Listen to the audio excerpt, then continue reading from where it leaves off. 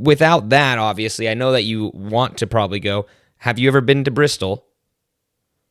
Yes, absolutely. Okay. Are you going to go to Bristol this weekend coming up? Service to myself in NASCAR if I do not go this weekend. Why is that? You don't want to go. Because I've been to 25 tracks, like I mentioned before, and this is my favorite one to go to. So, like I said, it's been a long summer with my current job, and I really want to get back to the track, and this is the best opportunity to do that this weekend. So you're going. Absolutely. There we Nice. go. So, okay, so obviously Bristol is this weekend. Did we have Bristol already this year? We did early, right? Yes, and I was there. Was I was it there dirt? for that. No, Okay. dirt is gone, thankfully. Oh, okay. Boo. Make the this cars was the dirty kind- again.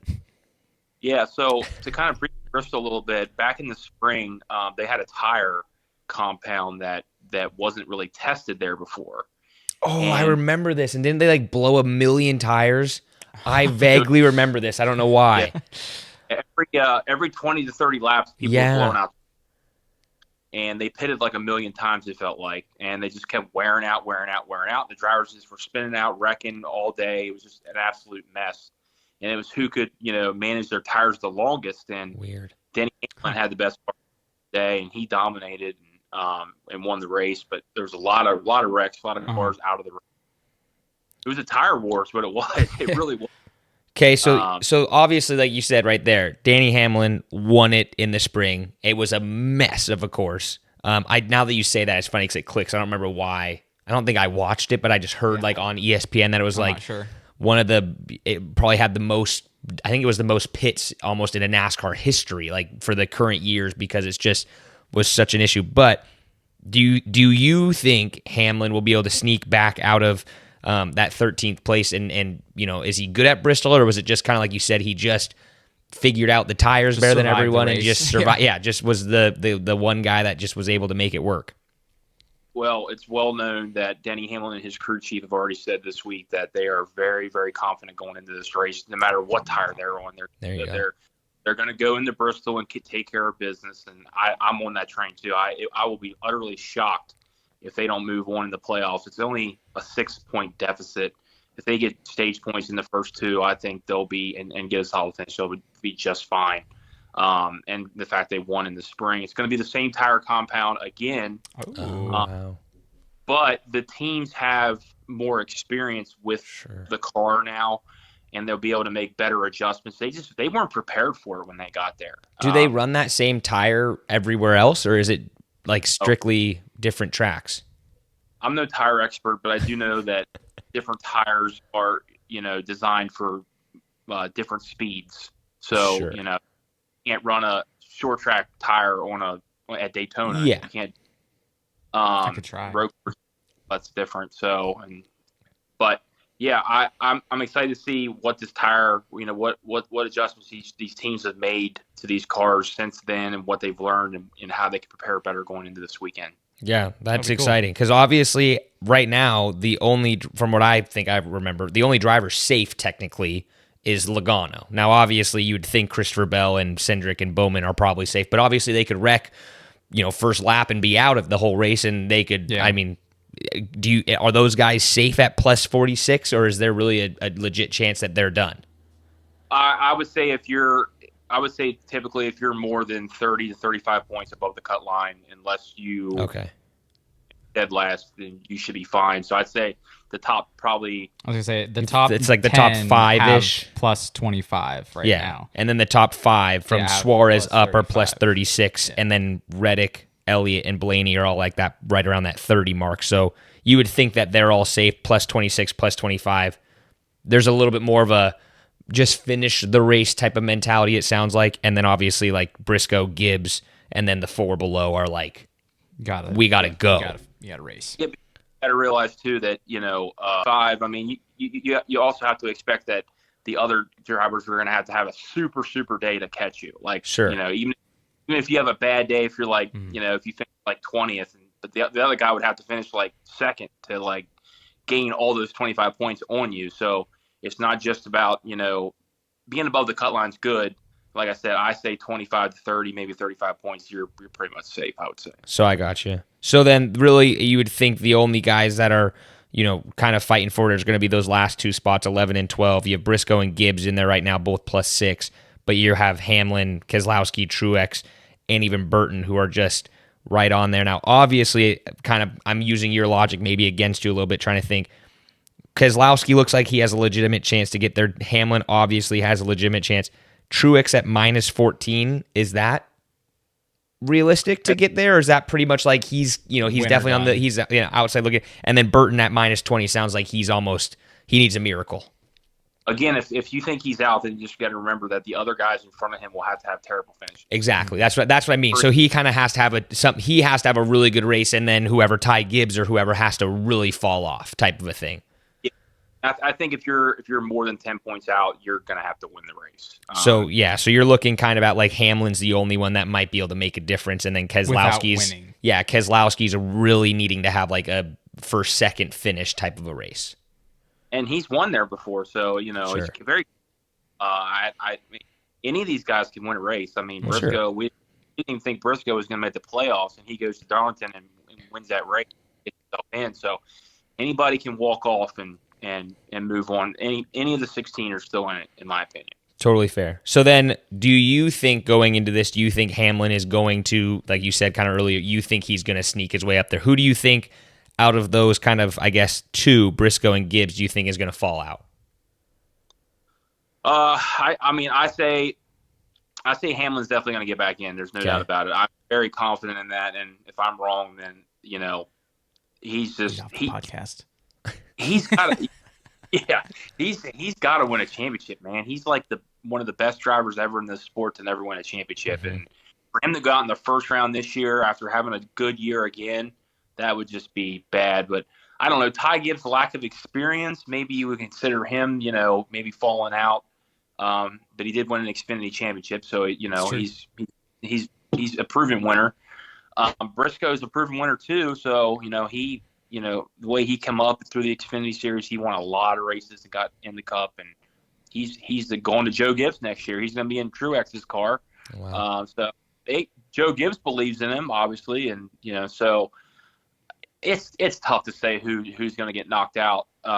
It really is going to come down to stage points again, and just getting that good finish, man. You got to have a good finish. Yeah, and that makes it obviously really exciting. As it sounds like Hamlin, like you said, is a kind of a legend of the sport. Definitely like one of those kind of current top drivers you're going to have. He's going to be going for it, and I know my lack of knowledge, but I know that he's not afraid to hit someone off the course. He's not afraid to ruffle some feathers and, in hindsight, kind of piss some people off. He's not afraid to do that. I'm going to be cheering for Ty Gibbs because if you guys didn't know this, when we were at NASCAR, they asked me when I had no experience, they said, pick your favorite driver. And I only knew a few of them. I knew the Chase Elliott's, the Kyle Larsons of the world, of the sport, the Hamlins. So you just went with the hand-me-down. And so I picked a number. And our buddy who was working with me, Jake Rowell, shout out Jake Rowell. 54 out of all numbers. Yeah, well, I was like Fernando thinking Rodney? I was like thinking What are you 0 to doing? 100, so I picked That's 54. 56, but And he still. looks at me and goes, "Oh gosh, you picked Ty Gibbs." And I was like, "What does that mean?" He goes, "Not a lot of people like him. He just thinks he's kind of this cocky little kid." But hey, you look at him now, and he's in the playoffs, and I don't know how many years he's been driving in the full time for NASCAR for the Cup, but he's in the playoffs, so he's got to be doing something right. Give me a chance. I'll get in the Cup. What, Phil? I'll be in the playoffs. This is his second full year. That's pretty good then. After winning the Xfinity championship, he is Joe Gibbs' grandson, so he's going to be in that car probably a long time. Yeah. And good equipment, the same equipment as Hamlin is. So there's no. It all comes down to the skill of the driver, in my opinion. So they have an equal chance of getting in. I know they're 6 points apart, but really 6 points is not much at all. So I have one more question before I get to I want to know who you think is going to win the race and all that type of stuff. You just said Ty Gibbs and Hamlin are on the same team. Now I know, again, kind of more going to my kind of knowledge with like F1, they play the team game a lot in F1. Is there anything that Hamlin goes up and says, "This is my spot, Ty. I own your car. I own all your stuff"? That's not going to happen. It's going to be very much just a legit race. You just race for yourself and kind of hopefully you move on, and then he supports him, whoever moves on. There's nothing going to be like a Gibbs, you just, throw your transmission in lap 2 and let me pass. Well, what they're really hoping for is that Chase Briscoe has a bad day. Well, sure. Yeah, 100%. Instead of competing against each other, which they're going to be doing anyway, to get both cars into the next round is the goal. So if they can, if there's any opportunity to help each other do that, I've seen crazier things happen on the track where, somebody's about to go a lap down and one teammate cars is like, go lap him or take him out. Doesn't take the race, but, hold a guy up to like lose position on the track to lose points. He's got 3 other teammates. So Hamlin does. Hamlin and Gibbs have 2 other teammates, excuse me. Which is who, just so we know, like who's the other teammates, so we have an idea. Truex is who's also got to win, and Christopher Bell, he's all but locked. Their team's killing it. Yeah, Christopher Bell could almost kind of substitute the race for trying to get Hamlin or Truex somehow in there too. Yeah, there's 3 Gibbs guys right there trying to get in. So the goal is to get as many in as possible. Wow, that's crazy. So then, like I said, let's all kind of do our picks again this week. Yeah. Phil, who do you have? Well, we'll go us first because we don't really know what we're talking about as much. Sam, who do you think is going to win? It's William Byron. Who else would it be? Obviously, I should have said that question? One. I'm going to have some fun here, and I'm going to go with Ross Chastain. No. He's not even in it, which is kind of crazy. I know that name. That is sad. He's not in the fun. I'm gonna say Daniel Suarez is gonna have a really good weekend. He's literally just a copycat. From what? I picked him last week. Well, you obviously did a bad job because he didn't win. So you're gonna pick him? Yeah, again. I'm not gonna pick him on a road course because I've learned that Daniel Suarez isn't good on a road course. He won in Sonoma. Well, that's a really different road course than the Glen. Idiot. Phil, who do you got? Phil, let's know who our local expert Phil. Who do you think is going to win and why? Well, I'm going to go with the guy who said in his post-race interview last week that he's tired of getting run over by these guys. Okay, Kyle Larson. He is. He was in competition with Denny Hamlin in the spring race at Bristol. I believe he finished second in that race. I think he comes back and walks off and goes into the next round with a win. I think Hamlin would be competitive, and I think he'll get in as well. But you're going to have bad days from Ty Gibbs and Briscoe for that to happen. I'm going Truex. I say Truex is going to be. Wow. That'd be fun. He's the guy that does Bass Pro Shops all the time, right? Heck yeah. What Number 19. Yeah. Him and Austin Dillon, they both do Bass Pro Shops. So what a gangster. Well, Phil, as always, really nice to have you on and just continue to learn more about NASCAR kind of as we're, getting closer and closer. I know. Go fast, turn left. Like we've said, we're almost done with this round, and then we have the round of 12, which is another 3 races. We're going to learn more about them and kind of just continue to go down this path all the way into whatever day it is, November 10th in Phoenix, and we're going to, we're gonna run it. Keep doing NASCAR. Yeah, we're gonna run the whole race. Woo! Hey Sam, I got one thing for you. Remember how we were talking about Kyle Larson in Atlanta when he turned right? Oh yeah. Oh yeah. We're like, oh, you can't do that. You can't do that. Well, it was okay this past week. Oh yeah, it's an exception. It's very fair. You're good. That's a good one, Phil. All right, Phil. Well, again, good to always chat with you. We will get you back on next week again after we're done with Bristol. Hope you have a great weekend there. Send us some videos. Let us know what's going on, and hopefully Daniel Suarez gets the win. Nah, it's Byron. All right, guys. Looking forward to it. Bye, Phil. See ya. Thanks for listening to the Kind of Athletic podcast. Please like and subscribe to all our social media platforms, and make sure to come back to hear more from the Kind of Athletic podcast.